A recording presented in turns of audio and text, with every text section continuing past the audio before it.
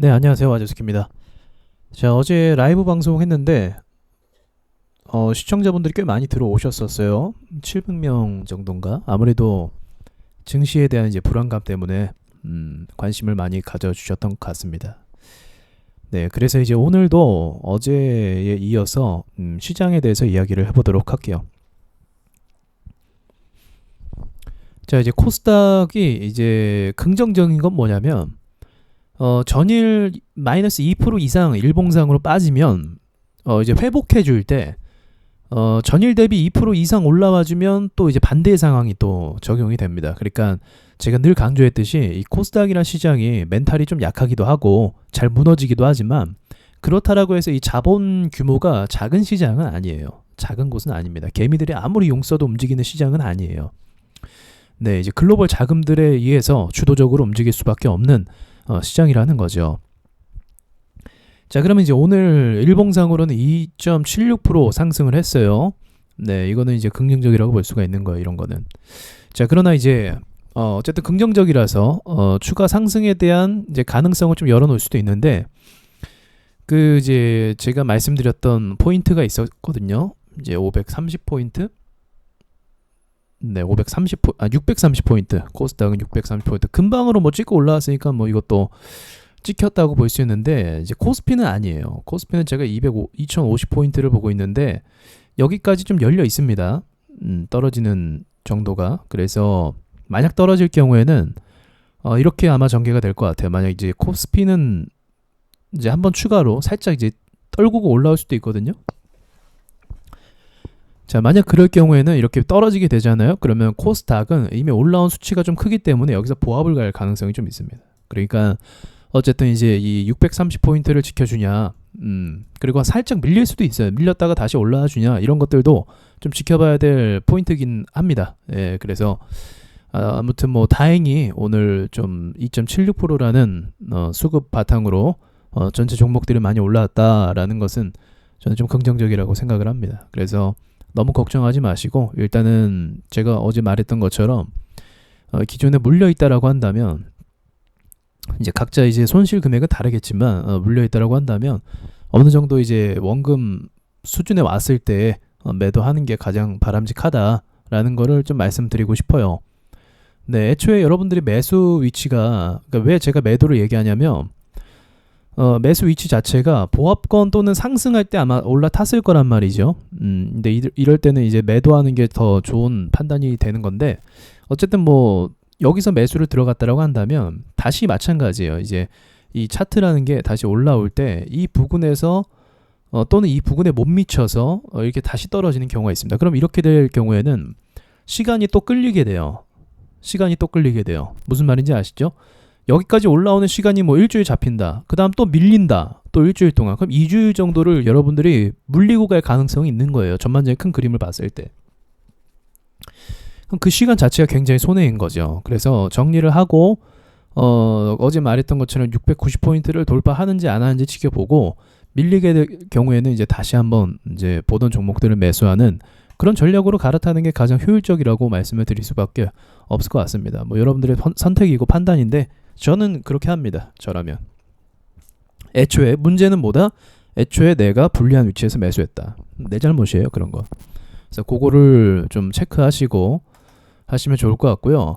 그리고 추가적으로 좀 말씀드릴 게 이제 50이나 이런 종목이겠죠. 그 코로나 관련주들을 말하는 거죠.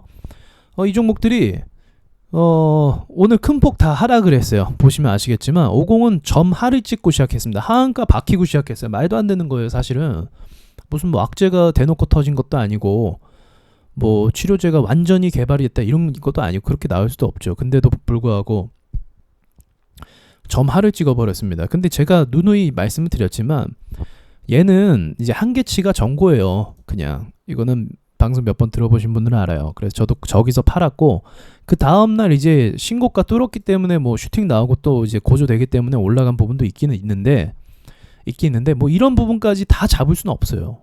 이런 부분까지 다 매수하고 살 수는 없어요. 네, 그리고 나서 롱바디 음봉 나오면 뭐다? 네, 끝난 거예요.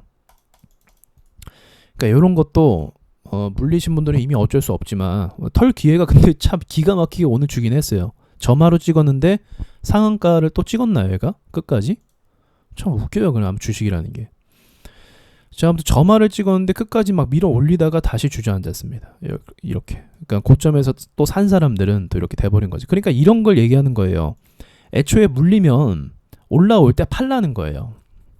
올라올 때 팔라는 거예요. 이게 기본이에요, 이거는. 네. 괜히 떨어지는 게 아니에요, 주식이 저렇게 저항 맞고. 괜히 떨어지는 게 아니에요. 다 저 같은 이제 돈 있는 애들은 다 저 같은 판단 하는 거예요. 저와 같은 판단. 근데 이제 그 경험이 없는 사람들은 뭐 더 오를까 말까 이런 기대를 갖고 있는 거죠. 근데 그런 식으로 하는 것 자체가 막연하다라는 거죠. 그러니까 지고 시작하는 거예요. 지고 시작하는 그런 거를 위치가 똑같다라는 걸 이제 알아두시고 더불어서 얘 포함해서 오늘 그 마스크 코로나 관련주가 다 급락을 했습니다. 다 급락했어요. 죄다 급락했습니다. 자, 알코올주 그리고 모나리자도 같이 떨어지는 거고 그리고 알코올주 또 제약주들도 있지 않나? 이거 택배주 택배 맞죠? 이제 그 이사 관련 택배 관련주 그리고 또 반등 증시가 반등 나오니까 엘컴텍도 그대로 박살나 버렸어요. 이것도 참 웃기기도 해요. 자, 그리고 이제 교육주까지도 박살이 나버렸죠. 이게 악재가 떴다라고 볼 수밖에 없어요. 악재가 떴다. 그 악재가 이제 오늘 기사가 나왔는데 이제 그 치료제를 뭐 수입을 한다라는 얘기가 이제 검토 중이라고 하죠. 뭐 검토고 뭐고 그냥 들어올 수밖에 없는 것 같은데. 그러니까 차트가 저렇게 같이 움직인 것 같아요.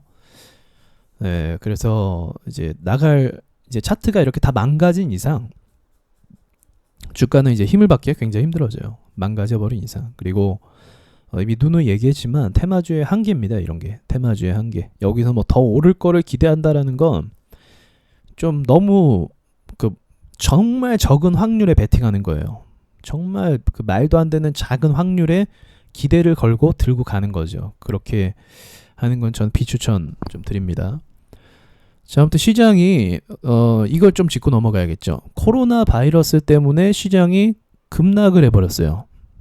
코스피가 코스닥도 급락을 해버렸습니다. 21일 그리고 월요일 이런 식으로 주말간의 어떤 감염자 수가 증가하는 바람에 자 급락을 해버렸어요. 이렇게 급락해버린 뭐랄까 이제 급락을 해버렸는데 이 원인 자체가 코로나죠.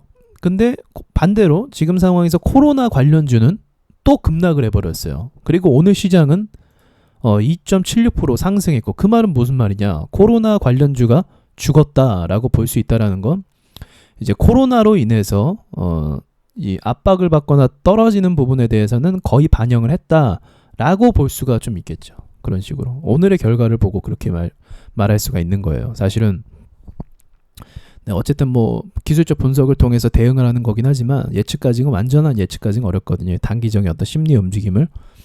네, 그러나 하지만 이제 어느 정도 계획 선에서 움직이는 거 여러분 느끼시죠? 네, 요렇다라는 거. 교육주는 이제 제가 원래 하지 말라고 좀 경고를 좀 했었고요. 근데 기술적 반등은 또 나올 거예요. 원래 하지 말라고 말씀을 드렸었고 또 그거 말씀드리려고 했죠. 오늘 이제 증시 미국장 중요합니다. 미국장 중요해요. 이제 미국 시장도 마찬가지로 이 여파로 인해서 이것 때문인지 모르겠어요. 사실 이제 마이너스 3.7%라는 어마어마한 숫자가 빠졌거든요. 근데 이게 이렇게 빠질 건가라는 의구심을 좀 주기는 해요. 이렇게 빠질 건가 이게 좀 의구심을 주긴 하는데 이제 미국장이 이제 반등 나오면서 또 다시 신고가 갱신하면서 가면 또 이제 이거 없던 일로 되는 겁니다. 이거 없던 일로 되는 거예요. 그래서 미국 증시를 이제 오늘 좀 체크를 잘 하시는 게 중요하겠다라고까지 말씀을 드릴 수가 있겠네요. 어제도 말씀드렸던 부분인데 중국 증시 같은 경우는 지금 오늘 좀 개파락해서 밀리긴 했지만 또 다시 밀어 올렸어요.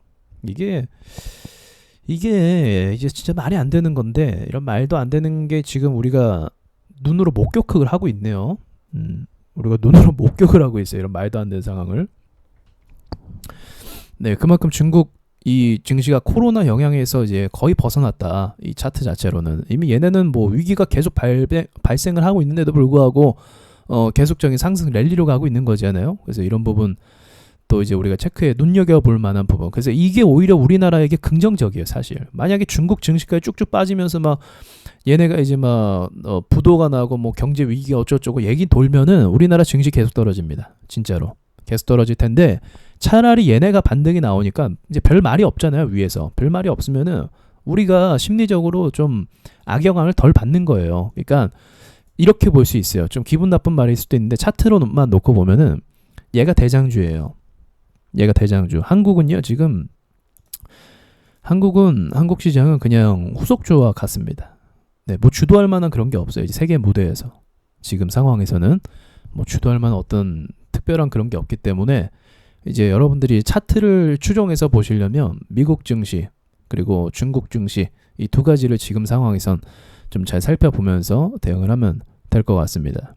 그러니까 요것도 다행스럽게 오늘 좀 올라왔다라는 거. 자, 그러면 내일부터는 이제 밀리지만 않고 여기를 다시 여기까지 위로 올려주면 630포인트나 630 미치죠. 6713이었나? 673이었던 것 같아요. 673까지만 좀 밀어주면 괜찮을 것 같아요. 그러면 2%가 더 올라야 되네. 단번에 2% 올라오긴 힘드니까 2, 3일 정도가 앞으로 중요하겠네요. 오늘 화요일, 수요일, 목요일. 내일하고 내일 모레가 좀 중요한 것 같아요. 여기까지만 밀어 올려주면은 요거는 매수가 거의 확실히 들어왔다라고 볼 수도 있을 것 같아요. 자, 오늘은 여기까지 피드백 드리고 여러분들 잘 대응하시길 바라면서 마치도록 하겠습니다.